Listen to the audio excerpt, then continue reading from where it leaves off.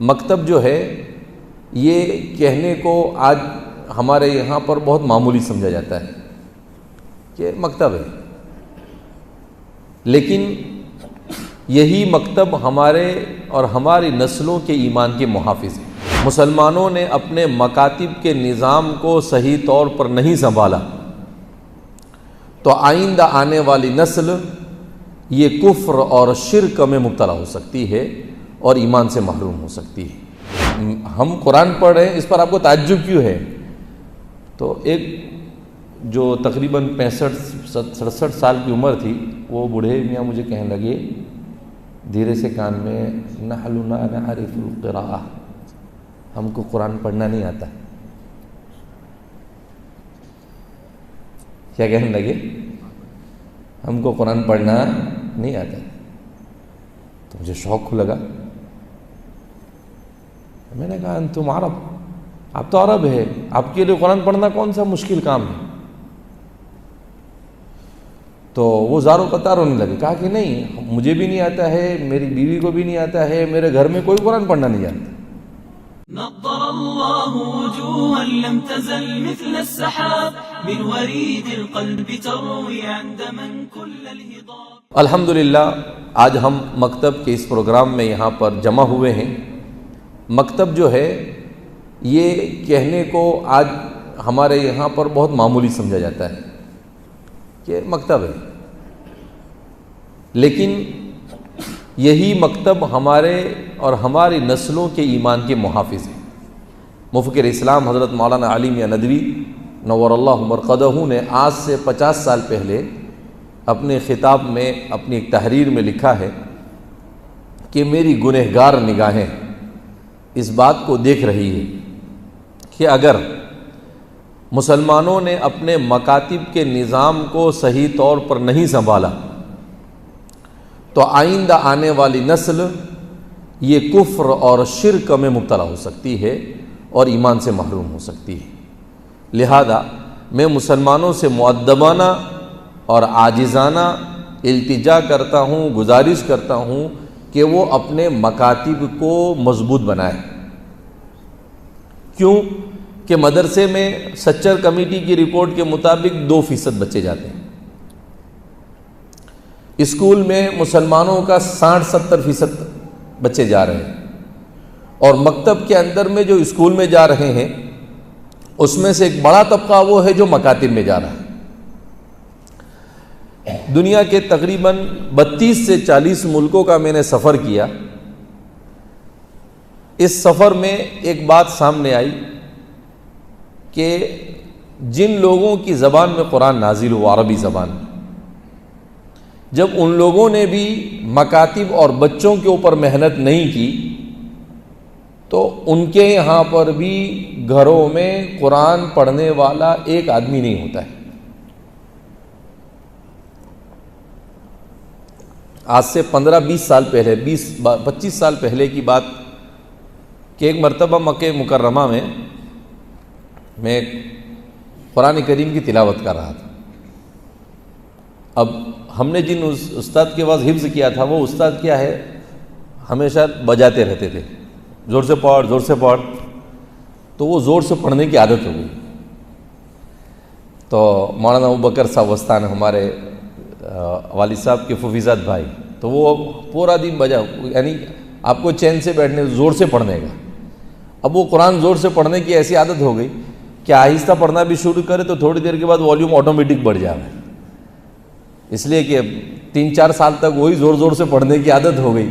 تو آج بھی کوشش، جلدی کنٹرول میں نہیں آتا ہے، آؤٹ آف کنٹرول ہو جاتی ہے گاڑی۔ تو اب وہ ایسے ہی میں قرآن پڑھ رہا تھا، قرآن پڑھتے پڑھتے مجھے نہیں معلوم تو میرے بازو میں ایک بوڑھے میاں قرآن سن رہے۔ جب 1-2 پارے میں نے پڑھے، اس کے بعد میں زمزم پینے کے لیے کھڑا ہوا تو انہوں نے پکڑ کر مجھے بٹھا دیا، کہا میں زمزم لاتا ہوں۔ میں نے کہا کہ نہیں، آپ بڑے ہیں، میں آپ کی خدمت ہوں، آپ کیوں میری خدمت کریں گے؟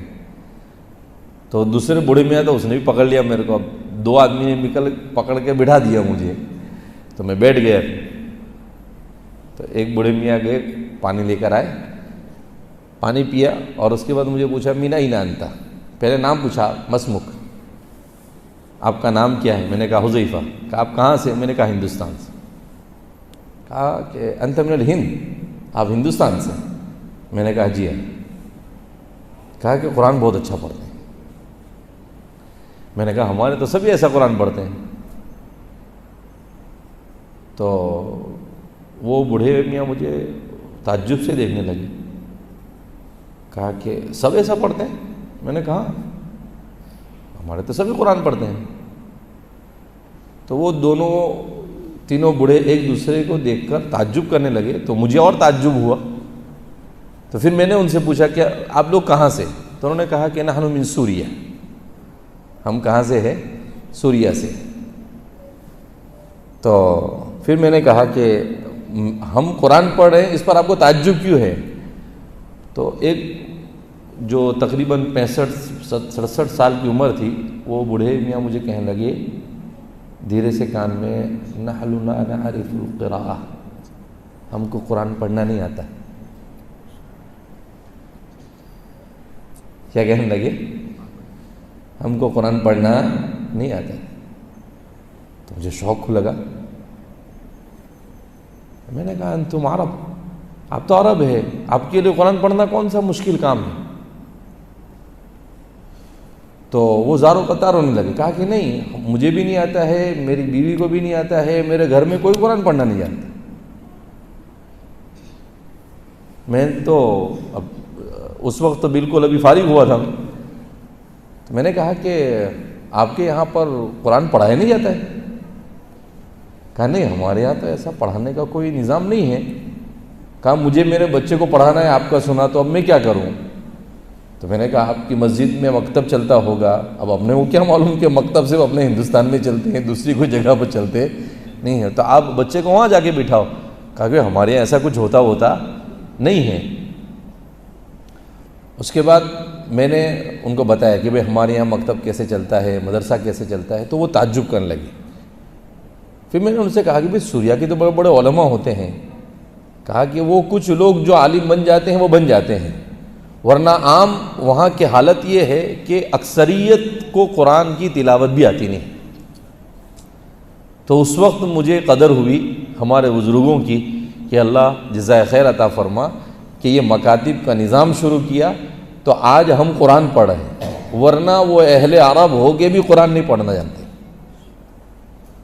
وما ربک بظلام للعبید، ہم کسی پر عذاب آئے، کسی پر تکلیف آئے، اس پر ہمیں ہرگز خوشی نہیں ہے، لیکن جو یہ 90%، 95%، 100% مسلمان ہے، اس کے باوجود بھی ان کے اوپر جو یہ پریشانی آ رہی ہے، اس پریشانی کی ایک بنیادی وجہ یہ کہ انہوں نے اللہ کی کتاب کو چھوڑ دیا، انہوں نے اللہ کے دین کو چھوڑ دیا۔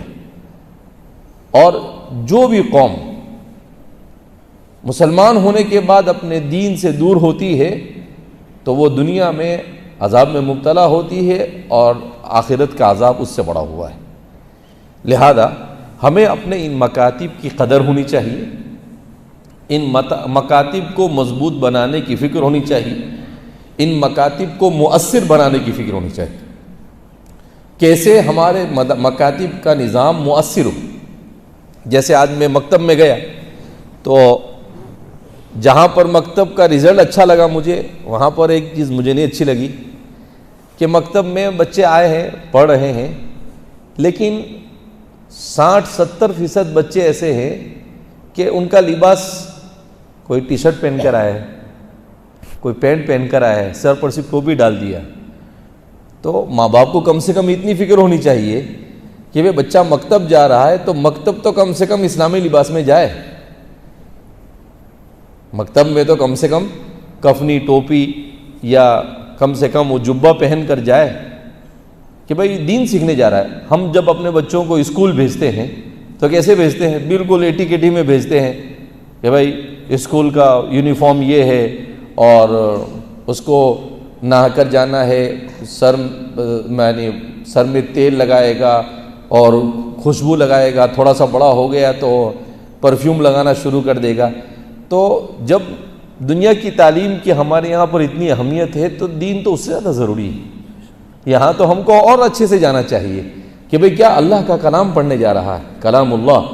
حضرت اکرمہ بن ابی جہل رضی اللہ تعالی عنہ، وہ جب قرآن کریم کہیں لکھا ہوا پاتے تھے، جو پہلے تو قرآن پورا مکمل لکھا نہیں گیا تھا، تو وہ اس کو لیتے تھے اور کہتے تھے، اس کو چومتے تھے اور کہتے تھے ھذا کلام ربی، اس کو سر پر رکھتے ھذا کتاب ربی۔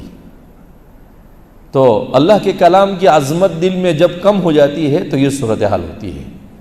لہذا اس بنا پر ماں باپ کو بھی فکر مند ہونا چاہیے کہ ہمارا بچہ دنیا سیکھے نہ سیکھے مگر دین سیکھنا ضروری ہے، اس کا ایمان راسخ ہونا ضروری ہے۔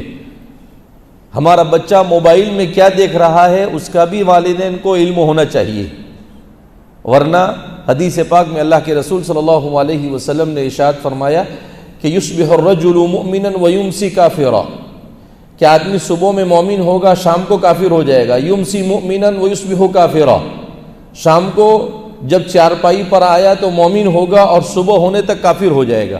تو مجھے بڑا تعجب ہوتا تھا جب بخاری شریف میں یہ روایت پڑھانے کے لیے آئی گزشتہ سال، تو میں سوچنے لگا کہ اللہ، آدمی بستر پر پڑے پڑے کیسے کافر بنے گا؟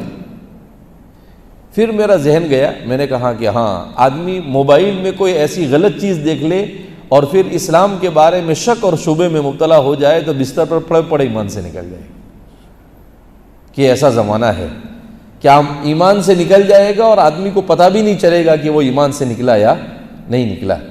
اس لیے میرے بھائیو، دوستو اور بزرگوں، ہمیں اس بات کو سمجھنا ہے کہ سب سے اہم ترین چیز جس کے لیے مال بھی قربان کیا جا سکتا ہے، جان بھی قربان کی جا سکتی ہے، عزت بھی قربان کی جا سکتی ہے، وہ صرف اور صرف ایمان ہے۔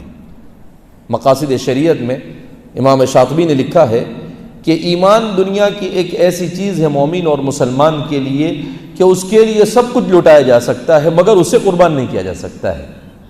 اور آج ہمارا مسلمان مومن ایسا ضمیر فروش ہو گیا ہے کہ تھوڑی تھوڑی چیزوں کے لیے اپنے ایمان کو بیچ دیتے ہیں، لیکن ہم یہ نہیں سوچ رہے ہیں کہ ایمان کو بیچنے کا کتنا بڑا نقصان ہم اپنے سر پر لے رہے ہیں، کیونکہ ایمان ہے تو سب کچھ ہے، ایمان نہیں تو کچھ بھی نہیں۔ لہذا سب سے پہلی چیز ہمیں اپنے ان مکاتب کو مضبوط بنانا ہے، اپنے بچوں کو پابندی سے مکاتب میں بھیجنا ہے، اور جیسے اسکول میں یونیفارم ہوتا ہے، اگر ہمارے گاؤں والے متفق ہو تو ہمیں مدرسے میں بھی یونیفارم رکھنا چاہیے کہ بھئی مدرسے میں جائے تو سفید کپڑا اور سفید کرتا اور سفید پائجامہ یا سفید جبہ اور سفید ٹوپی پہن کر جائے، تاکہ ایسا محسوس ہو باوقار طریقے سے کہ بھئی جیسے دنیا کی تعلیم میں یونیفارم ہے، ہمارے دین کی تعلیم میں بھی ہمارا یونیفارم ہے۔